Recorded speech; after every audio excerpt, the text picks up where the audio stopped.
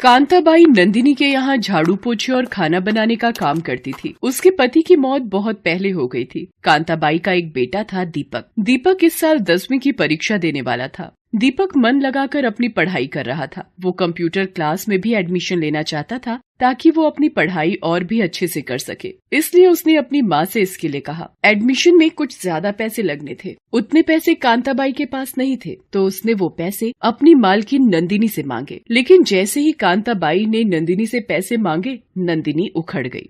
अरे, जब देखो पैसे मांगती रहती हो। पैसे क्या कोई पेड़ पर उगते हैं? महीने के अंत में तो देते ही है ना तुम्हें तुम्हारी तनख्वाह। मुफ्त में तो काम नहीं करवाते तुमसे। मेम साहब, ऐसा तो मैंने नहीं कहा। वो बात दरअसल ये है कि मेरा बेटा दीपक कंप्यूटर क्लास में एडमिशन लेना चाहता है, उसी के लिए पैसों की जरूरत थी। नंदिनी ये सुनकर तो और भी आग बबूला हो गई। वाह वाह वाह वाह वाह, ये लो, इसे कहते हैं जेब में फूटी कौड़ी नहीं और सपने देखेंगे 5 स्टार में पार्टी के। देखो कांता, तुम्हें बुरा लगे या भला, लेकिन सच बोलने में अगर किसी को बुरा लगे तो मैं क्या कर सकती हूँ? मैं समझी नहीं मेम साहब। देखो, तुम इतनी मेहनत करके 2 पैसे कमाती हो। उन पैसों को अगर जोड़ो तो भविष्य में तुम्हारे काम आएगा। क्यों बिना मतलब कंप्यूटर क्लास और दीपक की पढ़ाई लिखाई पर पैसे बर्बाद कर रही हो? कुछ नहीं मिलना उसे। यहाँ अच्छे अच्छे पढ़ लिख कर घूम रहे हैं। तुम्हारा बेटा कौन सा तीर मार लेगा? काम वाली का बेटा है, ज्यादा से ज्यादा क्या कर लेगा? मेरी मानो, उसकी पढ़ाई लिखाई छुड़वाओ और उसे भी किसी काम धंधे में लगवाओ। नंदिनी की बात शुरू में कांता को बुरी तो लगी, लेकिन बाद में उसे सही में ऐसा लगने लगा कि ज्यादा पढ़ लिख कर दीपक क्या ही कर लेगा। वो अगले दिन ही उसके स्कूल गई और उसके प्रिंसिपल से मिली। जी सर, मैंने बिल्कुल तय कर लिया है। आप उसका नाम स्कूल से काट दीजिए। अब दीपक आगे नहीं पढ़ेगा।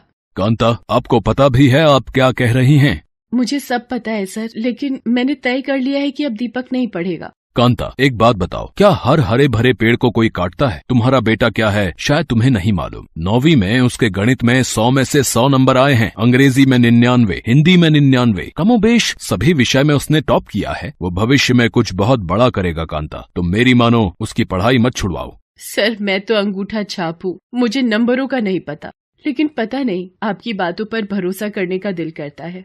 ये कहकर कांता वहाँ से चली गई। घर जाकर उसने अपना मंगलसूत्र बेच दिया, क्योंकि वो अब उसके किसी काम का नहीं था। कांता नंदिनी के यहाँ काम करती रही। दीपक ने कंप्यूटर क्लास में एडमिशन ले लिया। धीरे धीरे समय बीता। दीपक ने बोर्ड की परीक्षा दी। जब उसका रिजल्ट आया तो वो पूरे स्कूल में फर्स्ट आया था। नंदिनी को भी ये बात पता लग गई। वो मन ही मन बहुत चिढ़ गई। उसे लगने लगा कि कांता ने उसकी बात नहीं मानकर उसका अपमान किया है। खैर, उसने ये बात उससे कही नहीं, लेकिन ये बात उसके मन में बैठ गई थी। कुछ समय और बीता। इंटरमीडिएट में भी दीपक ने टॉप किया। वो ये बात अपनी माँ को बताने खुशी खुशी घर पहुँचा, लेकिन घर पर उसकी सारी खुशी आंसुओं में बदल गई। उसने देखा कि उसकी माँ बेहोश पड़ी है। वो उसे लेकर अस्पताल पहुँचा।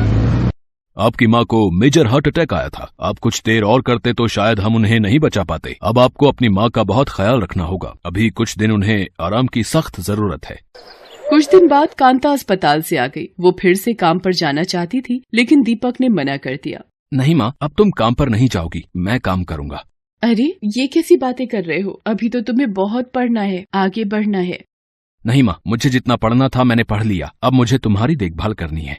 नहीं बेटा, चाहे कुछ हो जाए, मैं तुम्हें पढ़ाई छोड़ने बिल्कुल नहीं कहूँगी। मुझे आज भी याद है, तुम्हारे प्रिंसिपल ने मुझसे कहा था कि तुम पढ़ाई में बहुत अच्छे हो, इसकी पढ़ाई मत छुड़वाना। लेकिन दीपक अपनी जिद पर अड़ा रहा। तब कांता इस बात पर राजी हुई कि वो काम भी करेगा और पढ़ाई भी। दीपक ने कुछ जगह काम के लिए ट्राई किया, लेकिन बात नहीं बनी। वो परेशान रहने लगा। एक दिन कांता नंदिनी के यहाँ अपने बेटे के लिए कुछ काम मांगने गई। मैंने तो तुम्हें पहले ही कहा था कि बेटे को काम करने का हो, तुम्हें ही उसे पढ़ाने का शौक चढ़ा था। अब क्या हुआ, सारे शौक उतर गए? मेम साहब, वो पढ़ाई नहीं छोड़ रहा। वो दिन में काम करेगा और रात को पढ़ेगा। वो ये बातें कर ही रहे थे कि नंदिनी के पति सागर वहाँ आ गए। उन्होंने उन दोनों की बातें सुनी और कांता से कहा, कांता, मुझे अपने ऑफिस में एक ऑफिस बॉय की जरूरत है। अगर तुम चाहो तो अपने बेटे को कल से काम पर भेज दो। लो कांता, तुम्हारे बेटे के तो भाग्य खुल गए। ऐसा कहाँ होता है कि नौकरी की जरूरत हो और नौकरी चलकर घर आ जाए। दीपक नंदिनी के पति के ऑफिस में काम करने लगा। पूरे ऑफिस की सफाई, गेस्ट के लिए चाय बनाना और पिलाना और इधर से उधर फाइल पहुंचाने का काम था उसका। वो सारा काम बहुत मन लगाकर करता। ऑफिस में जब उसे समय मिलता तो वो पढ़ाई में लग जाता। ऑफिस से छूटने के बाद इवनिंग कॉलेज में जाता। एक दिन की बात है, ऑफिस का काम खत्म करके वो अपने इवनिंग कॉलेज की ओर जा रहा था। तभी उसने रास्ते में देखा कि कुछ दिनों से जहाँ रोड निर्माण का काम चल रहा था वहाँ काफी भीड़ है। वो वहाँ गया तो उसने देखा कि एक आदमी वहाँ खड़े कुछ इंजीनियरों को गुस्से में डांट रहा है। मैं बार बार कह रहा हूँ, लेकिन लगता है कि आप लोगों के दिमाग में ये बात नहीं घुस रही है। मेरे रहते हुए अगर करप्शन किया तो मैं बिल्कुल बर्दाश्त नहीं करूंगा। सुन रहे हैं आप लोग? तुम लोगों के करप्शन का खामियाजा जनता को भुगतना पड़ता है, लेकिन वो क्यों भुगते? तुम लोगों को भुगतना होगा। उसके बाद वो आदमी वहाँ से सड़क निर्माण के कुछ मटेरियल को उठाता है। क्या है ये है? इसमें मिलावट, उसमें मिलावट, हर चीज में मिलावट। इन सामग्रियों से सड़क बनी तो 1 साल भी नहीं टिक पाएगी। सरकार जब पूरे पैसे दे रही है तो अच्छा काम क्यों नहीं हो रहा है? हम यहाँ जनता की सेवा के लिए बैठे हैं, लेकिन लगता है तुम लोग किसी और की सेवा कर रहे हो। मेरे रहते ये नहीं चलेगा। मैं अभी के अभी तुम सभी को सस्पेंड करता हूँ। कल से यहाँ नई टीम काम करेगी और हाँ, तुम सभी लोगों के खिलाफ इंक्वायरी बैठेगी। वहाँ खड़े सड़क निर्माण से जुड़े इंजीनियर उससे माफी मांगते रहे, लेकिन उसने किसी की नहीं सुनी। थोड़ी देर में वो आदमी अपनी सरकारी गाड़ी, जिस पर कलेक्टर लिखा था, उसमें बैठकर चला गया। दीपक जब घर पहुंचा तो पूरी रात उस कलेक्टर साहब के बारे में सोचता रहा। उसने तय कर लिया कि वो कलेक्टर बनेगा और जनता की सेवा करेगा। इस बीच ग्रेजुएशन की उसकी पढ़ाई पूरी हो गई। उसने उसमें भी टॉप किया। एक दिन नंदिनी कुछ काम से अपने पति के ऑफिस आई हुई थी। दीपक उस समय खाली था, इसलिए अपनी पढ़ाई में लगा हुआ था। उसे पता ही नहीं चला कि नंदिनी कब आई। नंदिनी ने देखा कि वो किताब पढ़ने में मगन है। उसने सबके सामने ही उसे जोरों से डांट दिया। तुम यहाँ काम करने आते हो या पढ़ाई करने? तुम्हें हम काम के पैसे देते हैं, टाइम पास करने के नहीं।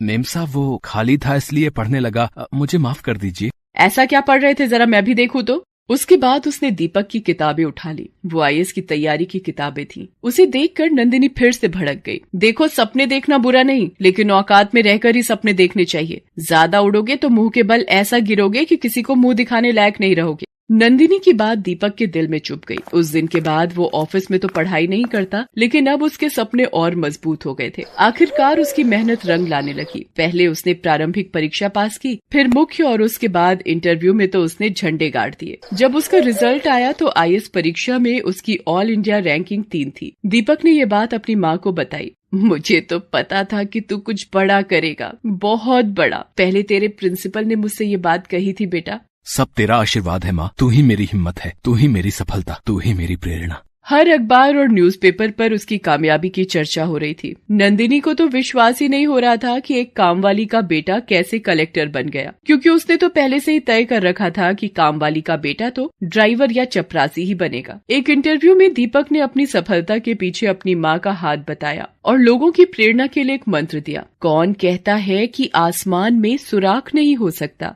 एक पत्थर तो तबीयत से उछालो यारो। Best buddies. Hello friends. Thanks for watching this video. अगर आपको ये वीडियो पसंद आया है तो प्लीज लाइक, सब्सक्राइब, कमेंट्स करें इस वीडियो पर और हाँ, शेयर करना भी ना भूलें। और भी मजेदार वीडियो देखने के लिए नीचे दिए गए बेल आइकॉन को दबाएं। देखते रहिए बेस्ट बडीज।